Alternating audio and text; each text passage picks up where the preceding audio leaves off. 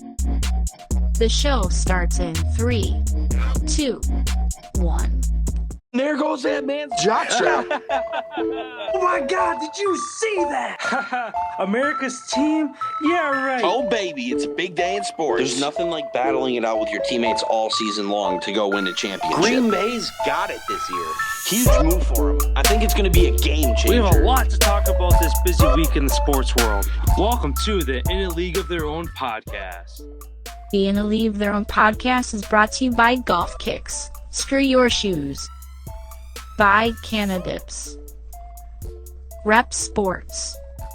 By Smooth My Balls. And by Streamer Loot. Check out the In the League of Their Own merch line today. Welcome to the show. Let's see what Austin and Collin are diving into today. Yeah, man. Happy it's Friday. How is your Friday going so far? It's going good. It's going good. Not a whole bunch going on here. Looking forward to tomorrow when the Bucks get picking back up here. But let's dive into the NFL right away. What do you got here? Yeah, kind of the biggest thing coming out of yesterday is Tom Brady came out and said that he played the 2020 season with a partially torn MCL. I mean, if the guy isn't already your GOAT, I don't know what more is going to make him the GOAT for you if he doesn't win a Super Bowl with a new team for the first year with a torn MCL and doesn't look like it whatsoever on the field. So again, just adds to his resume of being the greatest football player or even the greatest athlete of all time. Yeah, it was pretty impressive to see him do that. It was pretty amazing how he ended up getting surgery right after the Super Bowl last season and then got it injured again before the season started and had to go the whole season with it partially torn again. But yeah, it's interesting that he hasn't really said much about this other than it was pretty serious is all he's really said about the whole thing. And he's looking forward to get back this year and try to go undefeated. For sure. I had a couple more points here. I'll throw it over to you and see what anything you want to add to the NFL. Yeah, I have New England Patriot quarterback Cam Newton came out and spoke about this upcoming season and what he's looking forward to doing / what the pressure that he's feeling. And he feels like this is a put up or shut up time for his career and his resume. The fact that he was the league MVP, he did win the Heisman back in college. He's gotten to a Super Bowl. Unfortunately, he did lose, but after that, ever since his injuries kind of have plagued him, he hasn't really done anything since he's really gotten hurt. So I'm looking forward to him coming out this season and playing like how he used to be able to, because I feel like they made the adjustments with this normal off season and whatever for him to get ready, especially since he did have COVID last season. He did miss a lot of time and never really got back to full strength. So it's going to be interesting to see what really happens across the whole entire league this year as people are finally healthy, probably for the first time. Yeah, I mean, in the NFL or really professional sports as a whole nowadays, it's a win now world that we live in. Guys like Cam Newton, Aaron Rodgers, Tom Brady, they get a little bit more of the benefit of the doubt where they could have maybe 1 to 2, 3 years of kind of a downslope before a team might look to other options to try to get back on a winning track. And Cam Newton is luckily in one of those situations to where if he was a first, second, third year quarterback and did what he did last year, he would have got benched halfway through or would have sat, got cut, things like that. But luckily, like you said, he's got that resume being an MVP, Heisman winner, Super Bowl appearance. He has those accolades to where he kind of gets that benefit of the doubt of, okay, you're with a new team, you had an off year, COVID kind of changed things up for everybody the whole year. But he understands, like he put into words, it's put up or shut up time to where he understands that, hey, the Patriots just drafted a new quarterback. If he's ready to go and I shit the bed by week 4, week 5, halfway through the season, if they have a losing record or they're just struggling offensively as a whole, you could see Mac Jones on the field for the first time. So he understands that pressure. He knows he has to step it up. And like you said, I'm looking forward to him kind of getting back to his old Panthers ways, dancing in the end zones, having a good time, and putting up the performance numbers as well. Yeah, absolutely. And then my last point, or I have two. New Orleans Saints defensive tackle David Onyemata disclosed that he failed a drug test and he is now facing a suspension from the league. Failed a drug test for smoking marijuana. He did miss one game last season because he failed the drug test. So this being his second offense, I think it's 4 games. I think is the second time that you get in trouble. He was just extended to a 3-year extension as well. So he's a big part of that Saints run stopping defense, clogging up that middle there. He's a really good football player. It's going to be interesting to see what happens to him going forward here as far as the league. And then my last point here is Steelers backup quarterback Dwayne Haskins was assaulted by his wife at a casino in Las Vegas. His wife is facing domestic violence charges, and I guess she just fucked him up in the casino. So hopefully he's okay, and hopefully everything gets worked out between you two. Yeah, that was the last point I had as well. Yeah, Dwayne Haskins is kind of trying to have a bounce back with his whole falling out with Washington, kind of pulling a James Harden where he was seen at a party supposedly with strippers or prostitutes or whatever. Yeah, that was during the COVID time where nobody was supposed to be out doing anything, and he went out to a strip club. Yeah. And then his other memorable thing is pulling out his phone on the sidelines. Oh yeah. Yeah. Yeah, hopefully he gets things, or hopefully he kind of bounces back from this. I mean, same with Richard Sherman too. Yeah. You should touch on that as well.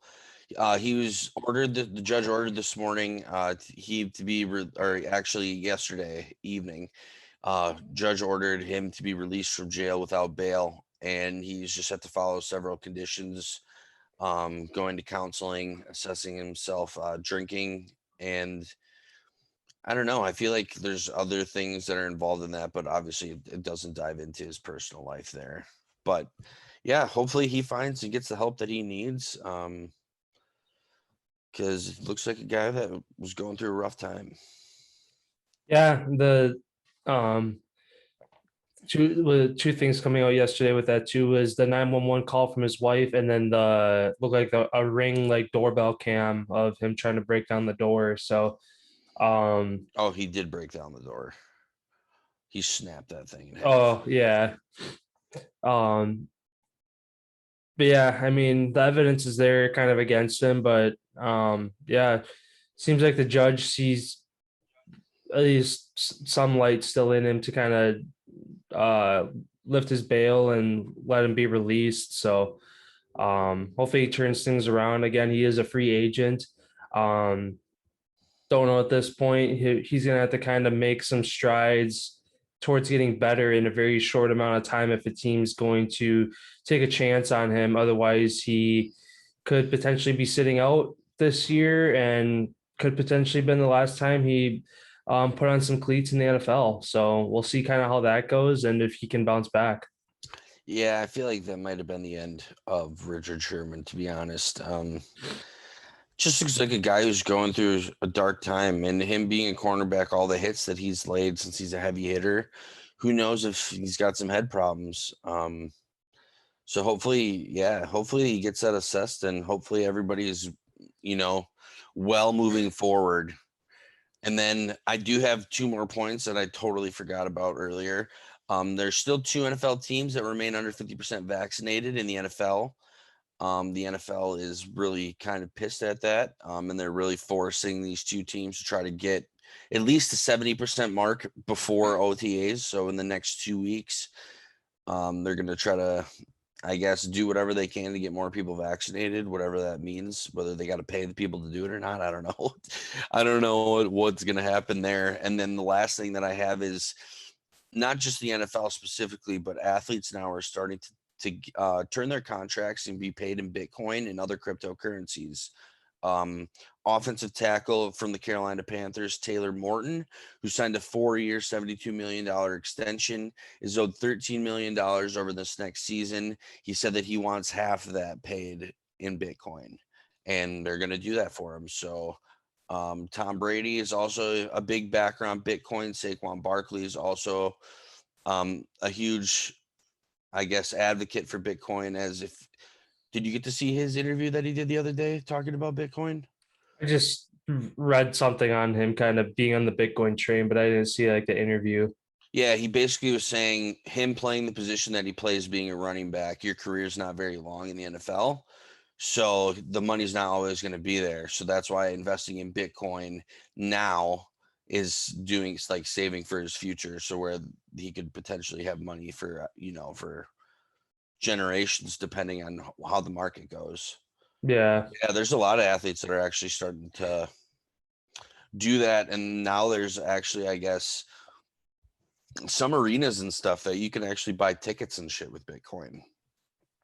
So this might be the way that we're moving, is into the crypto world.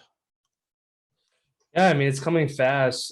Just a few years ago, Bitcoin was only worth few $1,000, and now it's up into the 30 some $1,000 range. So Yeah, some of the it's taken off quickly. Economists say it's going to hit $1 million by 2032. One share of Bitcoin is going to be worth $1 million. So if you invested and bought one for $200, back when I was in 8th grade, is when Bitcoin first came out. And I remember me and my friends were all going to chip in together to buy one share of Bitcoin, and we never did. And now we're just like, oh my, that would have been so nice to do that back then. But yeah, I guess interesting to see where this whole thing's going to go. Yeah, interesting story with that too. I don't remember the guy's name or the context behind it exactly, but he had an old computer where he farmed like cryptocurrencies. He had like over 5 Bitcoin stored on that computer, and he ended up tossing it a few years back. So, which would have been worth like over $200,000 if he would have kept it and cashed it in. So, I'm sure there's people out there like that too, where they maybe bought it early on. They were like, this is dumb. I don't see the value in this. And then they got rid of it. And yeah, or forgot about it. And they're like, oh shit. And they go into their portfolio and realize they're freaking millionaire because they bought a handful of shares back when it was only a couple $100. So yeah, it kind of sucks. We're kind of at that, I mean, at that age to where we were, one, not old enough to partake in it, and two, not old enough to understand it. When it was at that affordable like area to where we can invest in it and reap the rewards of it now. Now everybody's kind of jumping on the train, and the more people you get on it, decreases the value of it when everybody's kind of coming in droves to one area at one point, and the people who have been investing for years, it's kind of screwing them over. So it'll all even out as time goes on. I'm sure that kind of physical money is going to be a thing of the past by the time we're in our old age. So but yeah, that's all I had for the NFL as well. Then moving right over to the NBA here. Then Game 4 took place 2 nights ago. Yeah, 2 nights ago. Uh, Kind of a thriller comeback for the Bucks, being down most of the game. Giannis kind of struggling early on. Chris Paul struggling as well. That was kind of I guess a conversation piece with that game as to kind of the Bucks pulling through is Chris Paul having probably one of the worst playoff games, if not worst game like ever in his career that I've seen him play, as far as his production, bad passing, turnovers. One being the big one at the end that sealed the deal for the Bucks. Trying to cross over to get around. I think somebody set a screen for him, and he ended up tripping over them or tripping over his own feet, losing the ball. And Holiday runs it down the court, passes it to Middleton, puts it in for two, and it gives him, I think, a 4-point lead with less than a minute to go there. So, another big turning point, Giannis's block, which, again, coming up in kind of that LeBron-esque fashion, coming up with a block in a clutch moment. And it's funny, afterwards in an interview, he said that he thought he was going to get dunked on. He didn't think he was going to get up fast enough to put the block on, and he ended up making it happen. So, yeah, it was a crucial game 4 to tie the series. Obviously, the Bucks go down 3-1, go back to Phoenix tomorrow night. That'd be tough to go into a place where Phoenix has been dominant all season long, only losing, I think, 2 games the entire playoffs. They haven't lost at home. They've lost 2 on the road. That's right. For some reason I was thinking the Clippers beat them a couple times at home, but so yeah, Phoenix at home is tough, just like Milwaukee. The only game they lost was game 1 in the Eastern Conference Finals against the Hawks. So like I said before, I'll say it again, the series doesn't start until the road team wins. So the Bucks are coming off game 3 and game 4 heater where they've won 2 in a row. If they can go into Phoenix and win game 5, bring it back home to Milwaukee for game 6 and close it out there. Winning a title period would be huge. Winning it back at your home stadium in Milwaukee, that city's going to go crazy if they can do that. So, yeah, tomorrow's going to be a very crucial game because then at that point, it's all elimination games from there on out. Yeah, and the longer this series goes, I feel like it's a benefit for the Bucks as our depth's a little deeper than Phoenix's, which has really helped early this so far in the series. Another issue that the Suns might be dealing with, their assistant head coach Willie Green is set to become the new head coach of the New Orleans Pelicans after the season's over. So who knows where his head's at in focusing on what's at hand or worrying about putting together his team down in New Orleans coming up for this next season. So that block by Giannis, unbelievable. Yeah, LeBron-esque. I'd say almost exactly what Max Kettleman said the other day. As far as skill-wise, that was way more skillful of a block than LeBron's had. But as far as like which was better, have to go LeBron just because it was game 7 with like 2 minutes left and Golden State didn't score a bucket after he blocked that for the rest of the game. So that was one of, and it was like the classic matchup, the loaded Golden State team versus the loaded Cavs. That was just the matchup of all matchups. And then for that block to happen, like you couldn't have wrote that in a story any better than that. Yeah. So that was unbelievable to see that. Chris Middleton, thank you for showing up. We're going to need you here for the rest of the series. And then my last couple things here, talking about basketball, Luka Doncic and Kristaps Porzingis are excited as Jason Kidd has became the new coach of the Dallas Mavericks. So he's pumped about that. And then talking about our Team USA for the Olympics, Kevin Love has withdrawn himself from the Olympic squad. Bradley Beal is now set to miss for health and safety reasons. The game today, exhibition versus Australia, was canceled due to safety protocols. So who knows what is going on over there? I feel like with this new COVID thing, new different strain that's spiking over there, I'm honestly going to be interested to see if this Olympics happens at all.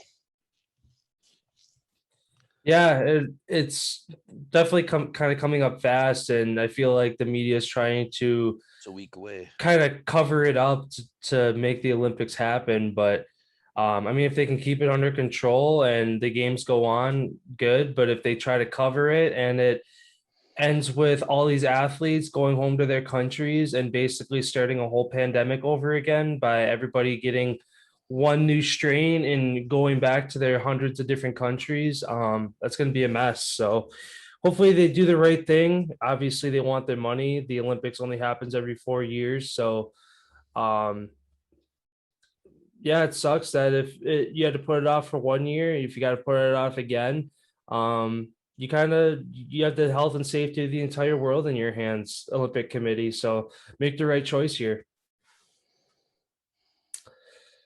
Yeah, that's all I had for NBA. If you had any other final points to add. No, other than the United States won the World Basketball Tournament for U19. We won, and then there's an up and coming kid from France who's going to be a star in the NBA. His name is Victor Wembanyama. So he had a huge performance against the Team USA U19, and they were able to survive and win the title. So Cool. Yeah, then moving over to the MLB here. No scores or really performances to go over. There was only one game that was supposed to happen yesterday, was Red Sox Yankees. That got postponed due to weather, so no games happened. Again, I already highlighted from the All-Star break. Nothing really off the field happened. So kind of looking through ESPN, there's two projections for the second half of the season. I'll pick your brain on those just for a couple talking points here in the MLB. Will Shohei Ohtani hit 60 home runs this season? what is he at right now? I didn't write it down because I had it in my head and then I already forgot it. So, he is currently at 33. So at the halfway point, he's got a 3 home run cushion.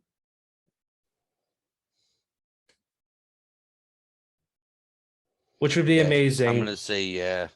Because usually like 40s, mid 40s, upper 40s is like wins it for the year. So to do that almost twofold He's would be going to do it impressive. just because he didn't win the All-Star or didn't win the home run derby, so he's not going to have the curse. He's going to do it.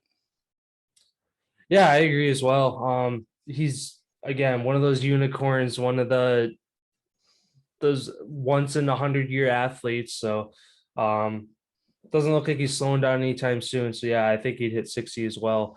And the other kind of I guess projection is that the Yankees are going to come back to win the division. What are they? The AL East standings. So the Yankees currently sit 8 games back. They have a 46-43 record. The Red Sox sit at in first at with a 55-36 record. ESPN projections say that the Yankees are going to kind of go on a hot streak here coming down the stretch and come back to win the division. I don't think so. Yeah, I mean, 8 games back. I don't know what kind of projections they're coming up with, or if they're just looking to get clicks off this. But yeah, 8 games is kind of a big deficit to overcome, especially with the Rays playing good baseball, and of course the Red Sox playing really good as well. They are tied with the Blue Jays. The Blue Jays are kind of hit and miss. They had a good stretch like a month ago. And the Orioles are at the bottom, 26 games back, so they're basically done for the year there. But yeah, the Yankees are 5-5 in their last 10 games, so kind of a mediocre stretch. But I mean, looking at everybody else, Blue Jays 4-6 stretch, Rays 6-4, Red Sox 5-5. So everybody's kind of barely struggling to stay above 500 right now, within the last 10 games or so. But yeah, those are just two projections that for kind of the second half that felt worth mentioning. But yeah, nothing else to really talk about. Games are back today. Obviously, the whole weekend series will get wrapped up. So on Monday, I'll be sure to highlight kind of the best weekend series. Sounds good. Jumping over to hockey then. Any hockey news? Yeah, there's been a handful of things here. Dallas Stars are not protecting starting goaltender Ben Bishop, as he's looking to be picked up by Seattle in the expansion draft.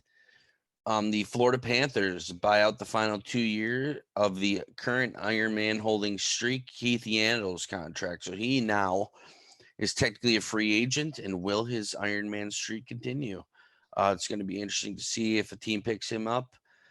He is a little bit older. I do still believe that he still is a top 4 defenseman. He's got the most power play points as a defenseman since coming into the league in 06-07. So he's been around for a while. He's been a cornerstone of that Florida team for a long time, and it's a shame that they're letting him go. But I can kind of see why, as that team is taking a turn towards their younger guys, and them making the playoffs, playing against Tampa, really getting outmatched. I feel like their defense was their lack of their speed. So I feel like they're going to try to go with some younger kids with some more speed on the back end there. The Colorado Avalanche send defenseman Ryan Graves to the New Jersey Devils, also with the eye on the expansion. Graves is hoping to be picked up and not protected by New Jersey in this, so he hopes to go to Seattle as well. And then in the Tampa Zoo, down in Tampa, they named a baby giraffe Stanley in honor of Tampa Bay winning back-to-back Stanley Cups. So now Stanley will always be in Tampa. And then just the last thing here, number 1 pick, who's going to be in the NHL draft this upcoming season, Owen Power, the Canadian-born defenseman. He's committed to the University of Michigan, where he will be there this season. He's 6'6", 220 pounds as an 18-year-old. And yeah, this kid, a lot of people are saying how there might not be a young kid who cracks the lineup. There might not be someone who's drafted this season in the first round playing in the NHL this season due to the influx over the last couple of years of all the young kids who's made the step up. It's going to be interesting to see if he stays at Michigan or if he's going to take the step right onto whatever team he gets picked by. So, yeah, it's going to be interesting to see what happens there. When is the expansion draft? That is a great question. I feel like it's not too far away, isn't it? No, I feel like it's like right around the corner. July 21st, so 5 days. Oh, okay. Yeah, it'll be interesting to see. Team, I know whenever I go on like social media, I see more and more teams kind of coming out with their protected lists. So it's going to be interesting to see. It's kind of a lot of pressure coming in as a new organization to make sure you make the right moves of who you're picking up from these teams that teams are not protecting. But at the same time, like you said, be cool to see Seattle kind of have that Vegas effect to where if they can build a team and make a cup run in their first year, that'd be really cool. Yeah, and then since Buffalo Sabres have the number 1 pick, it's going to be interesting to see if they do go with Owen Power as the defenseman, and then Seattle is in that second spot. So, yeah, it's going to be really interesting to see which direction they turn, and I'm always more excited to see which teams let players go. Which teams kind of say you're not any use to us anymore, so we'll let you go. That's it. That's all I got. I don't want to go over all the re-signings because there's a handful. So Sounds good. Well, then the last point before we get into our Feel Good Friday stories here is the British Open, or just the Open Championship. Is kind of, I guess, what it's used. What? I forgot some big news in the NHL. Oh, go for it. Montreal Canadiens captain defenseman Shea Weber could miss the entire next season, and his NHL future is now in jeopardy. After the season was over, it turns out he's been dealing with like a broken thumb / broken wrist for over a year now, and he's never really never took the time to go in and get like treated for it. So the NHL now has put him into some sort of like protocol where he's got to like do all this physical assessments and stuff, to where the NHL is saying that his future is in jeopardy because Montreal chose not to re-sign him. And the NHL basically told them that, like, hey, if you re-sign this guy, he might not even be like physically cleared to play. So they're choosing to let him go, which is a huge loss for Montreal. Yeah. On their back end.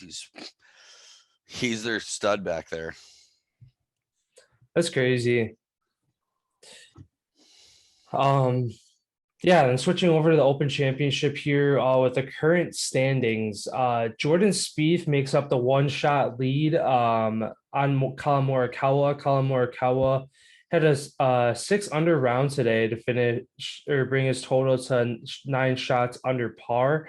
And Jordan Spieth tied him just a hole ago. And he's on hole 12, so he's still got most of his back nine to go. And then Louis Oosthuizen is right there as well at 8 under. So kind of some typical names at the top here, but then looking kind of 4 through 10, a lot of names. The only name I recognize out of there is Paul Casey out of the next 8 people. So it's cool to see some people who I've never heard of before kind of being in the top there. And then also seeing some typical names you see up there struggling too. So um, St. George's is a tough course, and I know it gets a lot of these uh, guys year after year, and sometimes you see a no name come through and end up winning it. So that's what these majors are for, though, is to test people. You don't want to see a round of 15 plus, 20 plus under. I mean, even 9 under right now through 2 rounds. That's pretty impressive. At that pace, it'd be close to 20. So, but usually the last 2 days are the toughest hole placements. So that's where you start to see people slow down. But yeah, kind of fun to see how things are shaking out this year. Yeah, and that's funny you're talking about how like the majors they specifically designed it to be a little bit harder. This course, since it's like so original and so like traditional, they didn't do a whole bunch of like redoing to it because it does play tough, especially with the wind and all that stuff. Uh, the first round was the lowest round ever shot, like collectively on average, by like I think it was by like 6. So the course is playing pretty easy, and I know the announcers were talking about that as well. That the wind really these first 2 days has not been a factor, and looking forward, it could be like this all weekend long. So I guess it really just depends on the weather, how tough that course is going to play. Yeah, I mean, you think it'll pick up eventually. And Because you're on the water, you're almost on an yeah, island. yeah. Um, And yeah, I mean, sometimes you see the top couple guys run away with it, and sometimes you see them fall apart, and then somebody who is at that 10 to 15 range puts together a really good round and jumps up too. So that's a fun thing about golf. You never know. Somebody could fall apart, or they could just have 4 of their best rounds in their life and run away with it. So that's kind of the joy of watching a sport like this. You never know what's going to happen. Oh yeah, absolutely. So yeah, then we'll wrap up the Open Championship on Monday and talk about our winner there. But to kind of wrap up today here, again, it is Friday. We have our Feel Good Friday stories where we each kind of highlight a story from the sports world over the past week here. I'll throw things over to you for your story.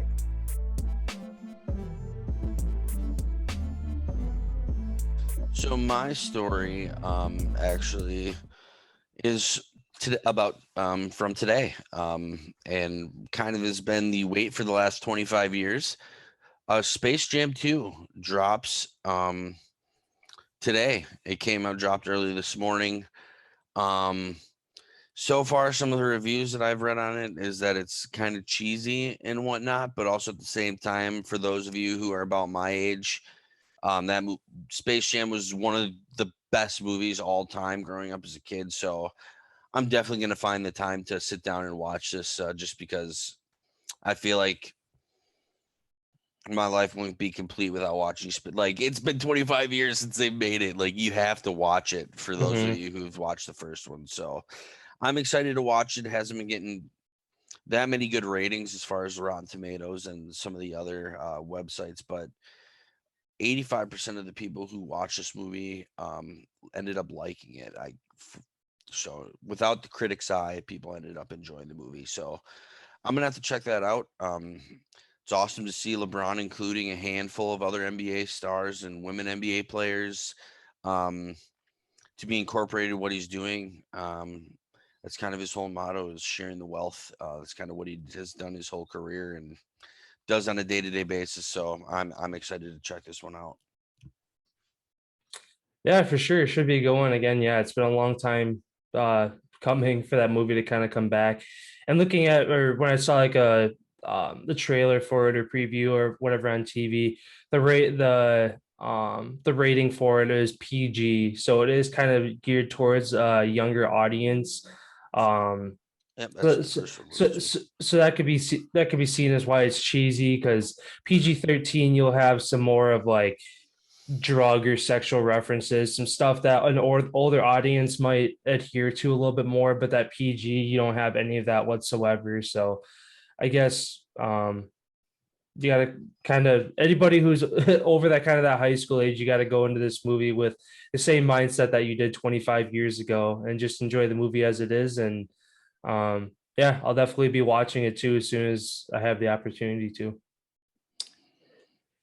So yeah, then jumping over to my story for this week, you had briefly talked about him in the hockey world, I believe on Monday, is Stephen Johns. He sat out for the 2021 season, not because he didn't want to play, but because he couldn't. Due to the sport taking a toll on the 29-year-old Dallas Stars defenseman, he was suffering from post-concussion syndrome.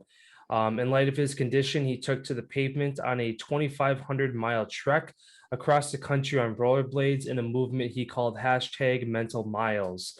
His goal was to shed light on mental illness, and along the way, he made hundreds of connections while having people join him on certain stretches, as well as getting worldwide attention for his cause.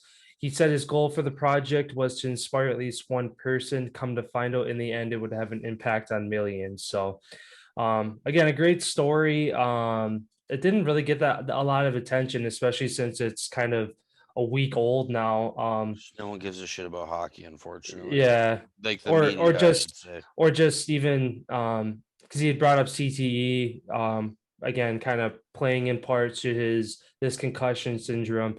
How CTE is focused on a lot in the NFL, it's not really focused on in hockey, and it's just as much of a contact sport. Or So boxing or UFC fighting, like that shit's yeah, even more extreme. but I mean, good for Johns to shed some light on this. Hopefully, some people find their way to kind of to read the article. I read through the whole thing this morning. It was a great article put together and kind of his cause and what this whole thing was about. So feel free to go check it out. And there's some videos out there as well of him on his 2,500-mile trek. So And also with that too, you can go to his Instagram and check out. He's posted a whole bunch of clips and videos and pictures too. I followed along as he was going, so awesome. I just feel like that's so awesome for somebody to turn something kind of tragic into such a beautiful thing. for sure. Yeah, that's all I had for today. Nothing else to really highlight. Again, Open Championship over the weekend. Crucial game 5 tomorrow night in Phoenix. Yeah, be excited to break that all down for you guys on Monday. Yeah, sounds good. We hope everybody enjoys their weekend, and thank you for stopping in. And don't forget to like, subscribe, and follow to all of our social media platforms. You can find in the description link below. And we will see you guys on Monday. Have a great weekend, everybody.